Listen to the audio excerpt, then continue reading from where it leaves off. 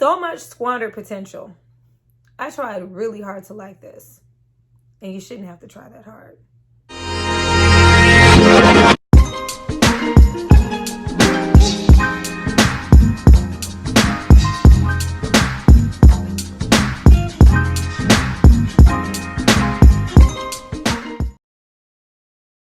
Hi you guys, welcome back to my channel. It's Tyra here with another struggle review, here to discuss Space Jam: New Legacy. Now this movie just came out. It's available in theaters but also available on HBO Max, and it stars LeBron James.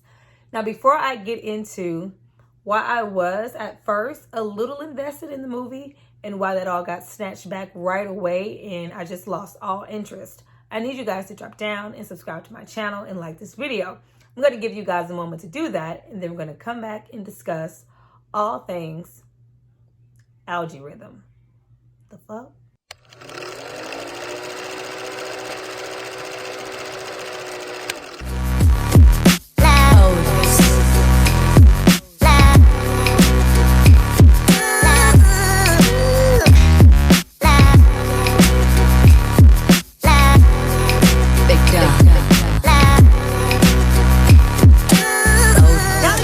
Hopefully subscribe to see more of me. Let's get into this movie. Now, I am not one of those biased people who are going to sit here and act like the original Space Jam starring Michael Jordan was some immaculate masterpiece of a movie. It is not. I do love it. It is nostalgic, but do I just hold it to a higher standard to where I couldn't find myself enjoying this movie? I did not. Was I interested in the trailer when it came out? No, I was not, because I just felt like from the trailer, there was going to be a lot going on. We see, all these Warner Brothers properties and characters, and it just looked like a lot in the trailer. And it was a lot here in the film. So getting into the movie, in the first half of the movie of me getting invested, I was invested in these characters and I was surprisingly beginning to enjoy myself.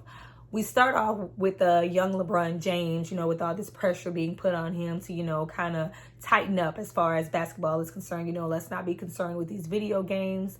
It's not about fun. We need you to be focused. You have a big opportunity here.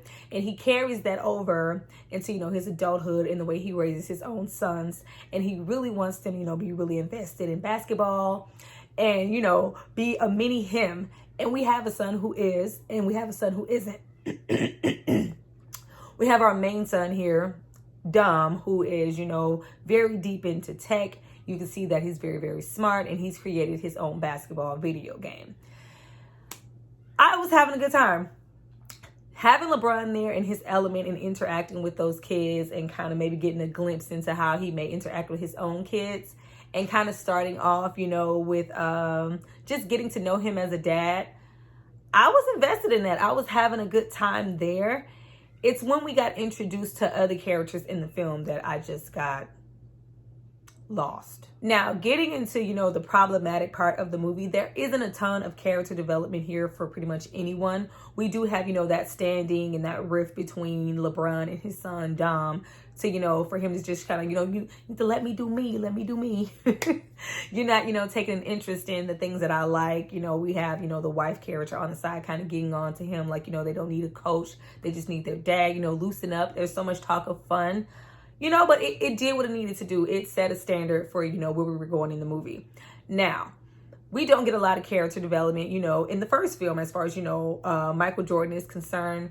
All of his surrounding characters. There's not a ton of time spent with them to, really get invested in them. We get to those tunes and get to, the fun, wacky stuff that we get there for. This movie is for children. But one thing I can say about that first film, and it's not a masterpiece by far. That's why I thought that it would be so easy to come here a second time and get it right. The storyline. The storyline for the first Space Jam is very simple and to the point. We have our little mastermind, little evil, little aliens suck, the talent out of the basketball players. And, he's playing in a one-on-one game, the whole theme park situation. He uses the tunes, and it's very self-explanatory and really easy to follow, especially if you're a kid. Getting here and getting into Don Cheadle. Now, Don Cheadle as Al G Rhythm was fun here, but talk about a lot. I found myself kind of going like, what? Okay. So we have, the son character in that rift there, and we have, a situation being presented to LeBron James, as you know, the algorithm trying to like capture him and use him for notoriety, like express himself through him and combine it. And why? That was strike one there, because I was like, this didn't have to be this. Like, one thing I did enjoy about this film was the message behind it and the whole father-son bond and them getting, to the bigger picture of, loving your kids no matter, what their choices are, just be a good dad. That's what this is about. It's a whole family moment. Very, nice message. We could have had that same message without this whole algae, like that whole plot of him trying to capture him and use him. We can put your image anywhere, and you're going to get me to where I need to be. I'm creating all these systems and doing all these things as the algae rhythm, but I don't have any credit. Nobody knows it's me. You're going to put me in the forefront. I don't know. It didn't do anything for me.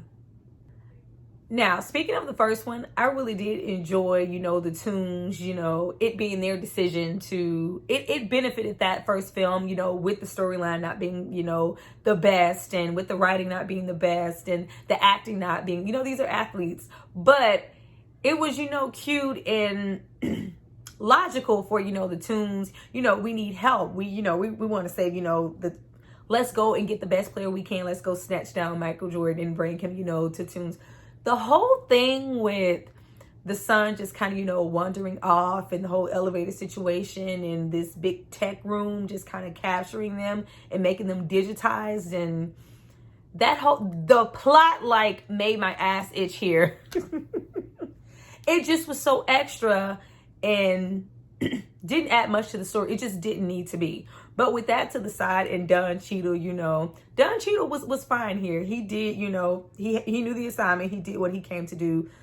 But just to have the son character just be so simple-minded, I was like, okay.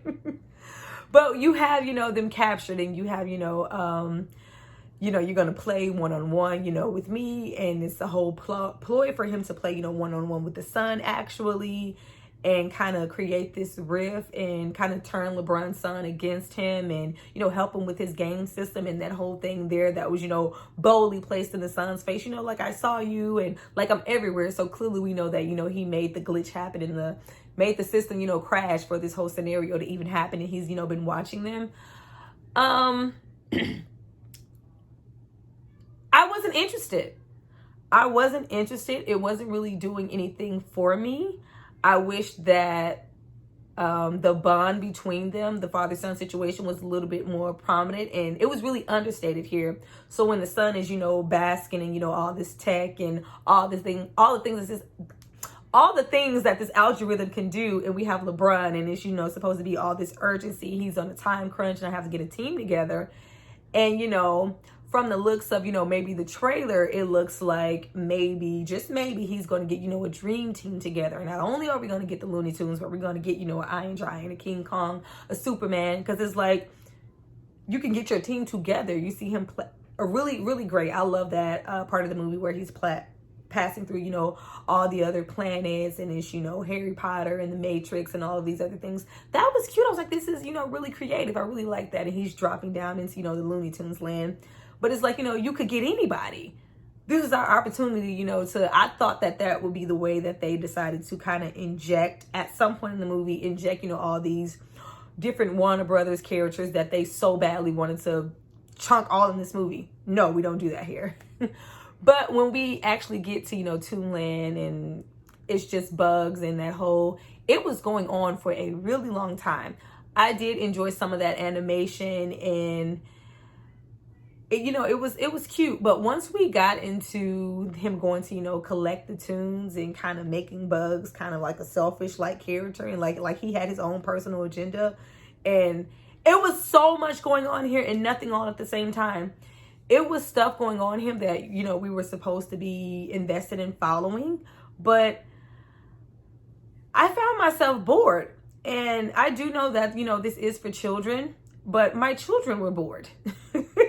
I found myself really, really bored. So up until the climax of us getting to, you know, that very flashy, colorful, as children would, like, oh my God, this is so great. We have the players and all of those things going on. There was nothing else there to really hold my attention. And them going, you know, from place to place, collecting the tunes, and them ending up in different worlds as far as, you know, different movies that we love and know, like The Matrix, like Casablanca, like, you know, the whole Austin Powers situation. It just seems like an excuse to, like, put that in here, and it didn't do anything for me. I just was like,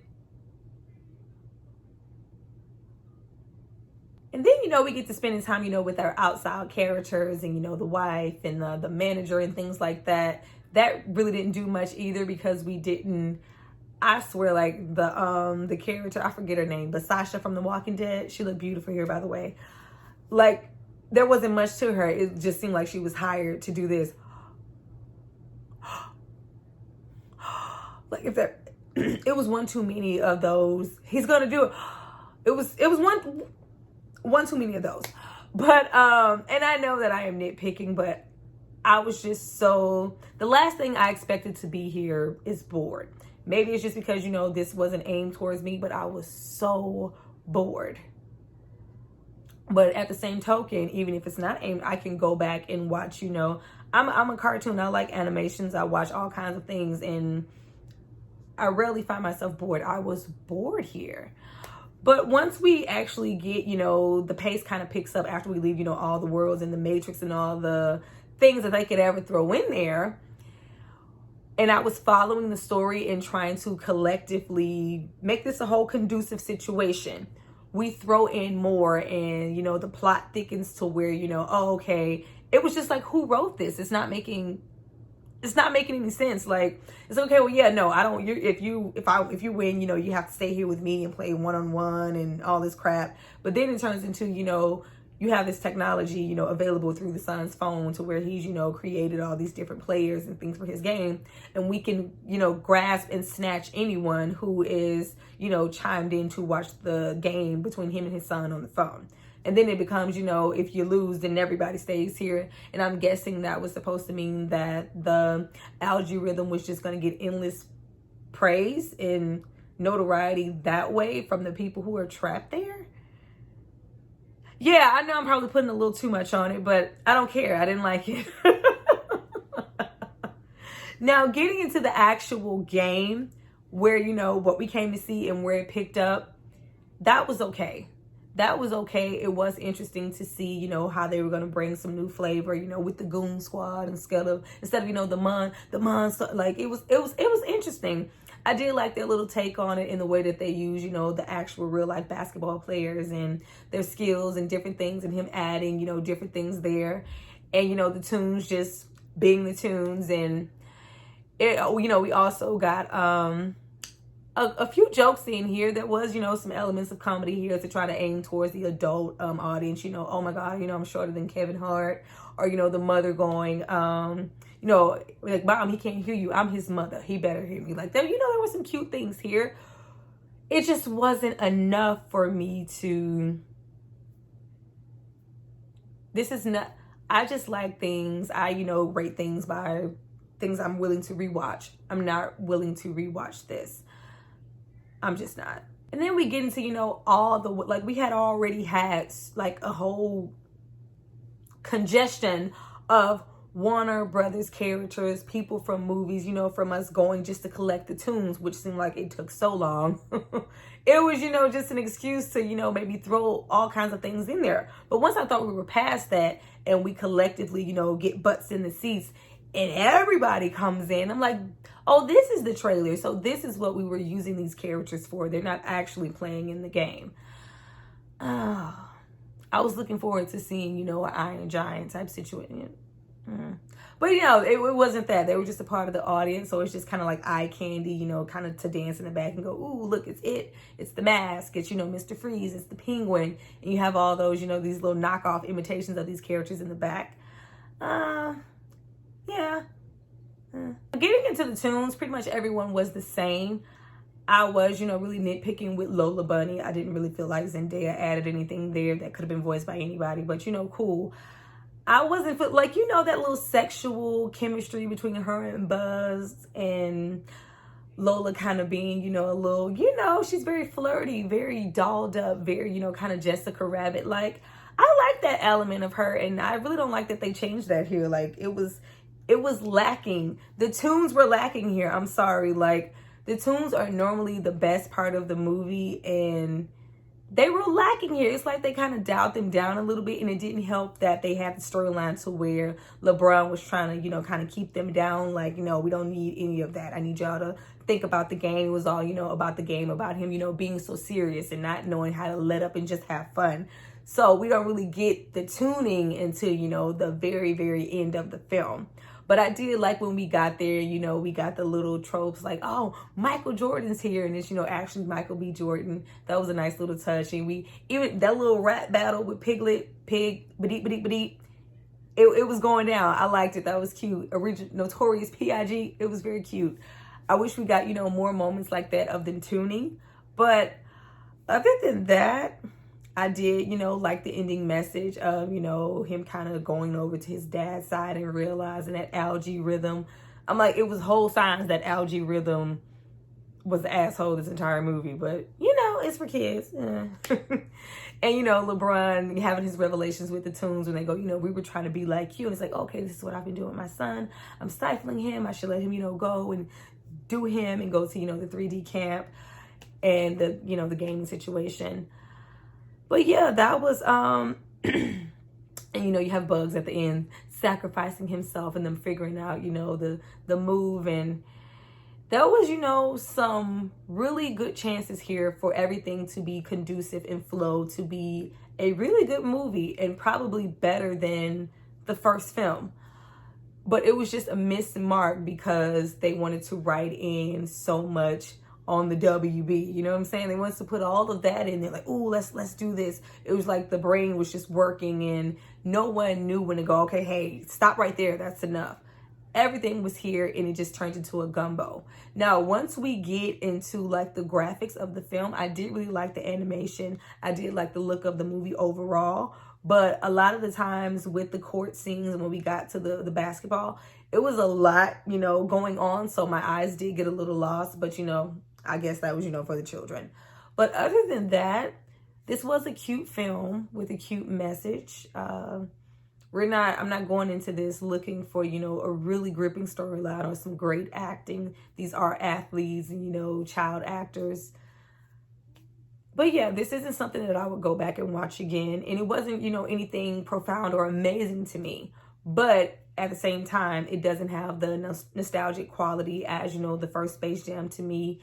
And I do think that the story was just a little bit, confusing, too much going on. And I didn't like, the Algae Rhythm aspect. I did like the message that was trying to come behind it, like the whole AI and, technology, trying to take over. I like that, but I ain't like nothing else. Well, you guys, that was my little quick review for Space Jam New Legacy. I didn't really have a whole lot to say about the film. I wasn't going to go through a play-by-play. It didn't warrant that. This was something to throw on, something to watch once and never watch again. But you guys drop down and tell me what you thought about the film. I see you guys next time.